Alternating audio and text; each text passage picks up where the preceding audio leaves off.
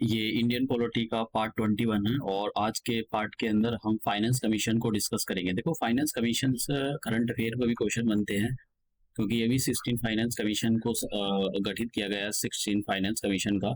तो जैसे कि फाइनेंस कमीशन के बारे में सीधा स्टेटमेंट यहाँ से पूछा था, और ये जो 13 फाइनेंस कमीशन था उसके बारे में टर्म्स ग्रांटी डेट में कितना दिया गया है वो पूछा था। तो ये तो इम्पोर्टेंट नहीं है।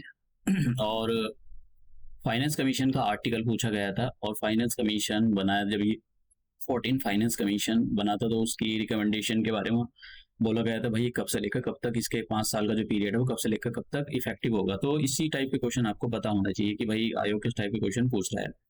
देखिए, फाइनेंस कमीशन का एक तो पहले पता होना चाहिए कि फाइनेंस कमीशन एक कॉन्स्टिट्यूशनल बॉडी है और आर्टिकल 280 से रिलेटेड है।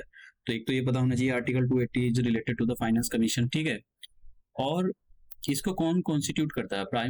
जो प्रेसिडेंट है, हर 5 साल में इसको बनाया जाता है।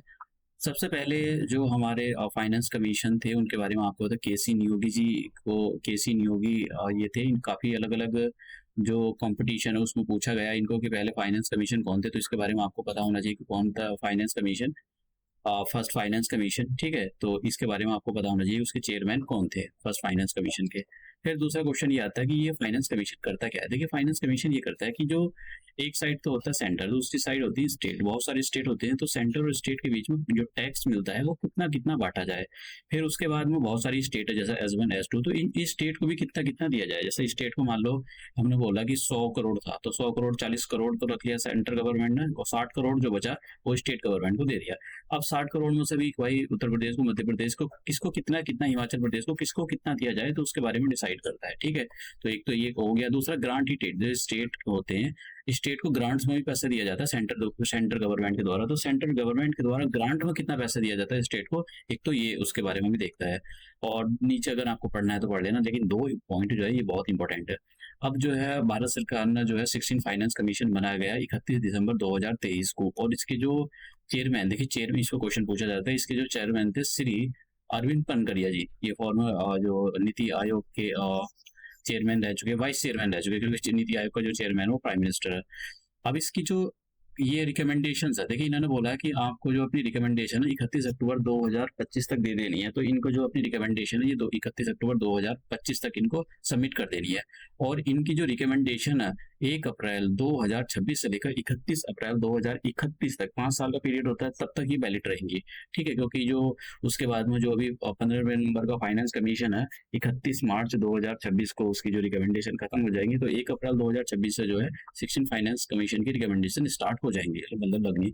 ये अरविंद पनगड़िया जी हैं, और इसके बारे में देख सकते हो, ये इनके मेंबर है। देखो, मेंबर के बारे में आप करके जाना कभी आयोग ना, क्योंकि अभी बनाया 16 फाइनेंस कमीशन, तो पूछ ले इनमें से कौन सा मेंबर है या कौन सा मेंबर नहीं है। तो इस टाइप के क्वेश्चन आपसे पूछ सकता है। देखो, आपको देखो हर चीज कोई समझने वाली नहीं होती, उसको रट्टा भी मानना पड़ता है। नाम पर नाम कौन सा है, आप किसी तरह से तुक्केबाजी करके भाई इनका नाम कांति, मनोज, ऐसे किसी दोस्त वोस्त का नाम बना कर कि भाई ये एनी बेसेंट जैसी कुछ लग रही है, तो ऐसे कुछ नाम करके कर सकते हो। ये नारायण मूर्ति जैसे कुछ लग रहा है, नारायण जहाँ, तो ऐसे कुछ नाम तुक्केबाजी करके आप वही नाम याद रख सकते हो, तो रख सकते हो, क्योंकि सीधा सीधा सीधा क्वेश्चन जब आएगा कि भाई इनमें से कौन सा 16 फाइनेंस कमीशन का मेंबर है या कौन सा फाइनेंस कमीशन का मेंबर नहीं है, तो ये इस टाइप का क्वेश्चन सीधा सीधा पूछा जा सकता है, ठीक है। तो ये जो जितनी भी इंपॉर्टेंट फाइनेंस कमीशन थी वो मैंने देखी। अब देखिए यहाँ पर क्वेश्चन देखते हैं कि which of the following statement is correct in reference to the finance commission in India. देखिए तीसरे नंबर का, it deal with the financial relation between the state and the centre. सीधा सा आंसर है ये।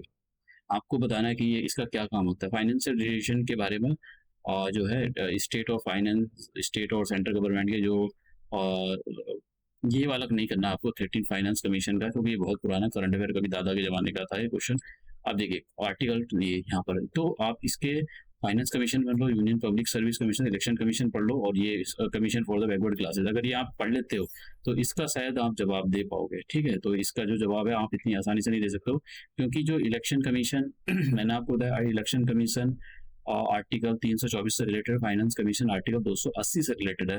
तो अगर आप ये पढ़ लेते हो तो देखो आर्टिकल तो आप इसका जवाब दे सकते हो। और अनाप शनाप करके क्वेश्चन जरूरी नहीं कि आयोग नया क्वेश्चन फ्रेम करे तो यही वाले ऑप्शन रखे।